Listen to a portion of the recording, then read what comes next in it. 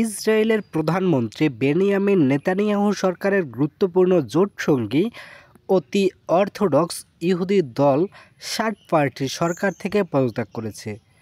এতে করে ইসরায়েলি সংসদ সিনেটের সংখ্যাগরিষ্ঠতা হারিয়েছে নেতানিয়াহু। খবর আল জাজিরার।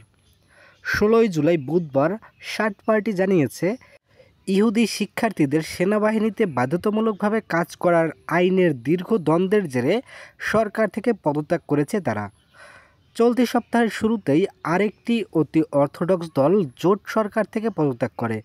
ফলে এখন নেতানিয়াহুর কার্যত একটি সংখ্যালঘু সরকার পরিচালনা করতে যাচ্ছেন, যা তার প্রশাসনের জন্য বড় চ্যালেঞ্জ হয়ে দাঁড়াতে পারে। মূলত আবশ্যিক সামরিক সেবাকে কেন্দ্র করে দীর্ঘদিনের বিরোধের জের ধরেই শাট পার্টি সরকার ছাড়ার সিদ্ধান্ত নিয়েছে। ইসরায়েলের সকল নাগরিকের জন্য বাধ্যতামূলক সামরিক সেবার নিয়ম থাকলেও দীর্ঘদিন ধরে অতি অর্থোডক্স সম্প্রদায় এর বিরোধিতা করে আসছে। তারা ধর্মীয় শিক্ষা ও জীবনযাপনের কারণে সামরিক সেবা থেকে অব্যাহতির দাবি করে। এই ইস্যুতে দীর্ঘদিন ধরে সরকার ও অতি অর্থোডক্স দলগুলোর মধ্যে টানাপোড়েন চলে আসছিল। তবে শাট পার্টি জানিয়েছে, সরকার থেকে বেরিয়ে গেলেও তারা নেতানিয়াহুর জোটকে অবশ্যই ফেলে দেবে না। দলটি বলছে, তারা কিছু নির্দিষ্ট আইন প্রণয়নে সরকারের সঙ্গে জোটের সহমত হতে পারে, তবে সরকারের পতনের জন্য কাজ করবে না।